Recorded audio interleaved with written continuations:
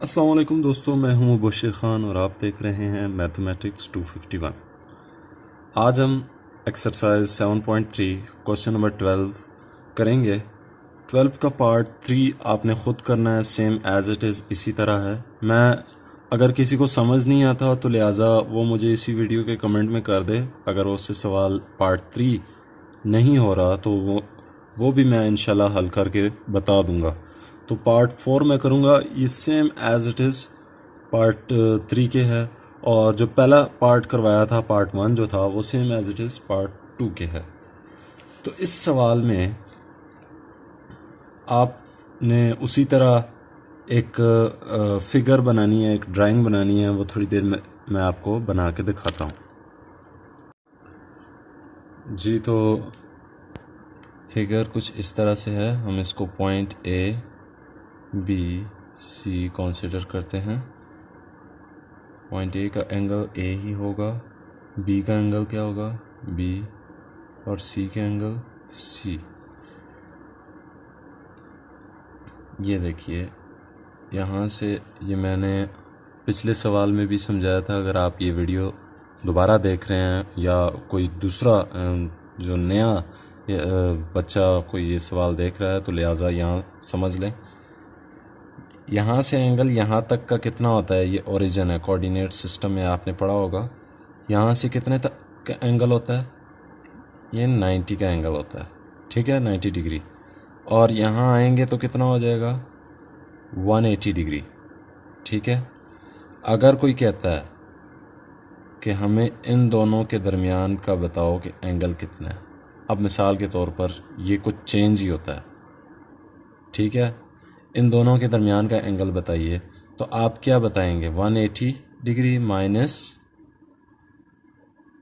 ये वाला डिग्री, जो ये एंगल होगा ना इसको माइनस कर देंगे। मिसाल के तौर पर यहाँ 90 है तो हमारे पास क्या जवाब आएगा 90 डिग्री, ठीक है, पता है हमें, लेकिन आपको समझाने के लिए। इस फिगर में भी इसी तरह कुछ, ये देखिए,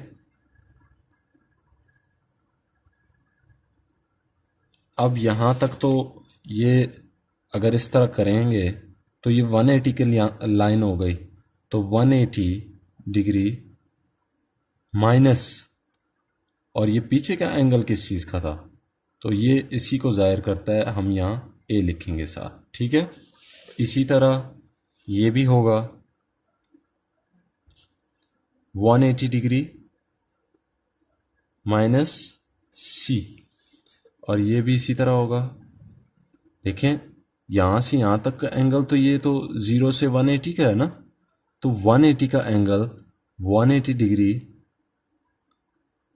ये तो हमें नहीं पता, ये तो हमें ये एंगल दिया गया बी, तो हम यहाँ माइनस बी, ठीक है। सवाल यकीनन आपको समझ आ गया होगा।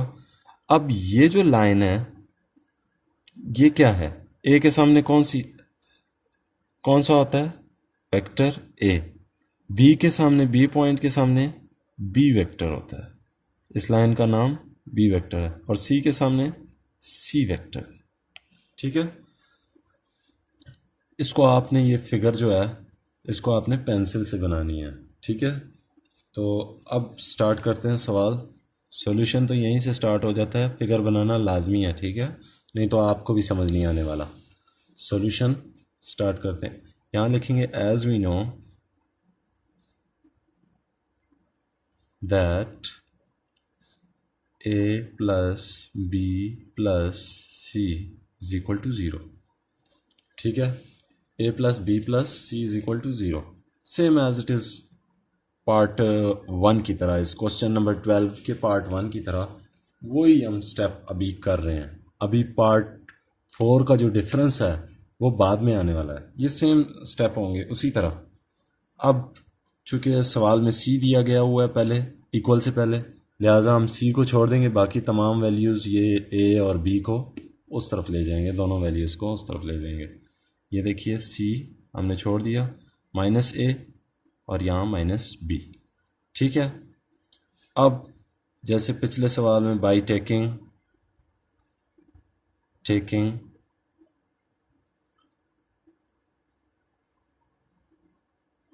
Product dot product of C on both sides. ठीक है, बोथ साइड्स डॉट प्रोडक्ट हम लेंगे और ये माइनस ए माइनस बी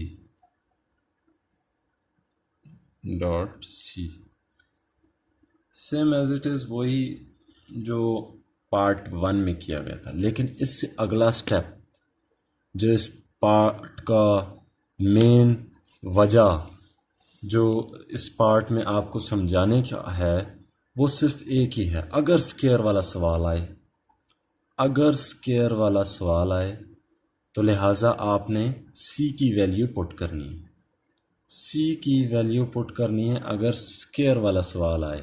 ठीक है, मैं फिर बार बार कह रहा हूँ, स्केयर वाला सवाल आए तो सी की वैल्यू पुट कर देनी है। पार्ट 1 में और पार्ट 2 में आपने सी को इनके साथ डॉट प्रोडक्ट कर देना है। इस बात को समझिए कि अगर पार्ट सी स्केयर का कोई पार्ट आ जाए तो लिहाजा आपने इस सी की वैल्यू पुट करनी है। इस सी की वैल्यू क्या है, ये है आपके सामने। ठीक है, अब हम इसको एज नॉर्मली जैसे हम डॉट प्रोडक्ट करते हैं, सी का मैग्नीट्यूड फिर सी का मैग्नीट्यूड और कॉस 0 डिग्री, इसी तरह यहाँ माइनस ए माइनस बी और सी की वैल्यू क्या है, ये देखिए माइनस ए माइनस बी। ठीक है, ये सी तो इसी तरह रहा, ये भी इसी तरह रहा, और ये cos 0 क्या होता है, 1 के बराबर होता है। तो ये आपस में मिल के क्या बनाएंगे, मैग्नीट्यूड का स्क्वायर। अब हम minus A plus A dot A.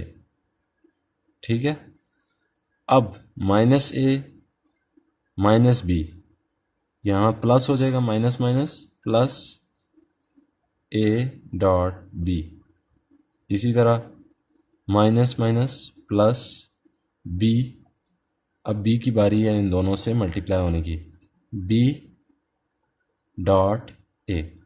ठीक है, अब बी की बी से माइनस माइनस ने आपस में मल्टीप्लाई हो गए तो प्लस हो गए, बी डॉट बी।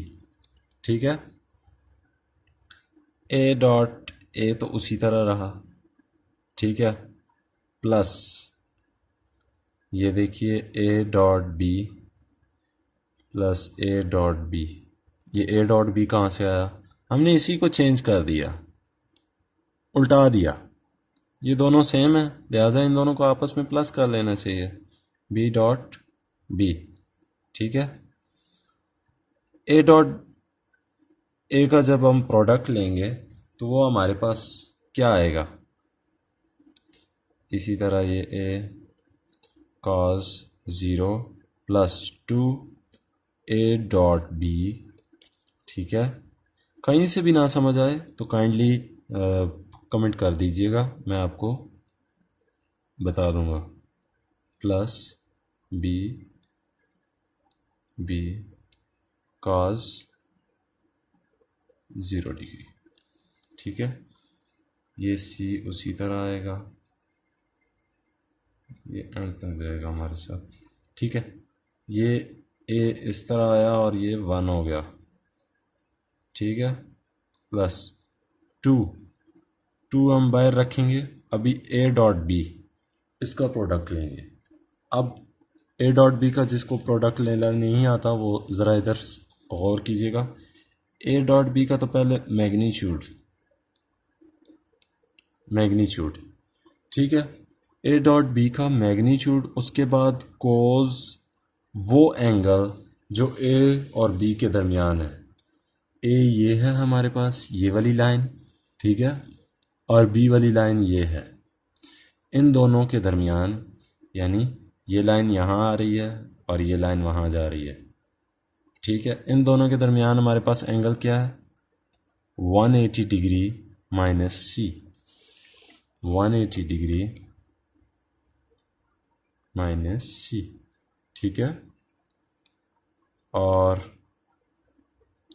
प्लस यहाँ हम ब्रैकेट क्लोज कर देते हैं क्योंकि इसका जो मसला था ये वैल्यू का, वो ये यहाँ हमने पुट कर दिया। अब बी वाला, बी उसी तरह रहेगा, ये देखें जैसे बाकी किए हैं, cos 0 1 होता है, 1 लिख दिया।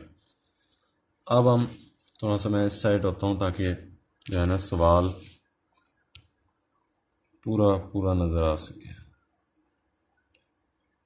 ए का square plus 2 A dot B उसी तरह होगा, ए बी। अच्छा, कल भी मैंने ये ज़रा साइड पे किया था, cos 180 minus A minus C minus जो भी है, मैंने इसी तरह किया था। cos 180 जो है वो किसके बराबर होता है, ये देखिए अल्फ़ा और बीटा, ठीक है। आपको फार्मूला पता होगा cos अल्फ़ा माइनस बीटा का फार्मूला, वो फार्मूला अप्लाई करते हुए मैंने इसकी वैल्यू फाइंड आउट की थी। ये -1 होता है, ठीक है, cos 180, और sin 180 भी इसी तरह, वो उसमें sin 180 ज़ीरो के बराबर होता है, लिहाजा sin c उसमें से गायब हो जाता है। तो 180 माइनस ए हो, 180 माइनस सी हो, 180 माइनस बी हो, जो भी हो, उसका जवाब क्या आएगा, -cos c, ठीक है। पेपर में आपको कन्फ्यूजन ना हो, लिहाजा ये फार्मूला मैंने यहाँ लिख दिया है, और ये कल का जो सवाल होना था उसके लिए मैंने लिखा था, और मैंने पिछले सवाल में ये बताया भी हुआ है, ठीक है, पार्ट 1 में। तो लिहाजा अब इस तरफ यहाँ हमारे पास क्या आएगा, यहाँ आएगा हमारे पास -cos c, ठीक है, और b उसी तरह, b के मैग्नीट्यूड का स्क्वायर। तो अब आपको पता है ये इसको माइनस कर देगा, ये वाला माइनस जो है ये बाहर आकर इसको माइनस कर देगा, इसको हम उसी तरह लिख देंगे -2 ए मैग्नीट्यूड बी मैग्नीट्यूड और cos c बी का स्क्वायर, ठीक है। यहाँ प्लस भी है, प्लस है कि माइनस है, ये देखें प्लस है, लिहाजा यहाँ प्लस भी इन दोनों के दरमियान आता है, ठीक है। तो सी स्क्वायर उसी तरह एज, जैसा कि हम जानते हैं मैग्नीट्यूड ऑफ ए बराबर है ए के, मैग्नीट्यूड ऑफ बी बराबर है बी के, मैग्नीट्यूड ऑफ सी बराबर है सी के। अब ये क्या चीज़ है, कुछ पूछते हैं ना कि ये क्या चीज़ है, या अगर आप नहीं पूछते तो मैं पूछता हूँ, मैग्नीट्यूड ऑफ ए क्या है। देखिए फिगर में मैंने आपको समझाया था, मैग्नीट्यूड कहते हैं स्मॉल लेंथ को, किसी भी वेक्टर की, यानी किसी भी स्मॉल लेंथ को मैग्नीट्यूड कहा जाता है। आप यहाँ देखें स्मॉल डिस्टेंस को मैग्नीट्यूड कहा जाता है। यहाँ देखें बी से सी तक इसका मैग्नीट्यूड, इसका जो लेंथ है वो क्या हमें दिया गया है, ए से ये जो ए है सी तक, इसका जो लेंथ दिया गया है हमें बी दिया गया है। तो इसी तरह ए बराबर है इसी के, बी बराबर है इनकी लेंथ के, लेंथ मिसाल के तौर पर ये लेंथ को इंडिकेट करते हैं। तो अब अगर इसी फॉर्म को, इसी ये जो मैग्नीट्यूड हटा लूँ और वेक्टर हटा लूँ तो ये तो सिंपल इसी तरह रह जाएगा। इसी को ना अब जहाँ जहाँ मैग्नीट्यूड है उनको ख़त्म कर देना है, ठीक है, वेक्टर ए को भी ख़त्म कर देना है, सिंपल ए बी सी, ठीक है। तो यहाँ सी स्क्वायर हो जाएगा, ठीक है, और यहाँ ए स्क्वायर हो जाएगा माइनस 2ab हो जाएगा, कॉज सी हो जाएगा प्लस बी स्क्वायर हो जाएगा। सवाल में भी इसी तरह दिया गया है, ये बी फर्स्ट में लाया गया, लिहाजा मैं भी इसको फर्स्ट में ले आता हूँ। अगले पेज में लिखता नहीं हूँ ताकि जो है ना a square plus b square minus 2ab cos C, तो ये हमारा प्रूव हो गया कि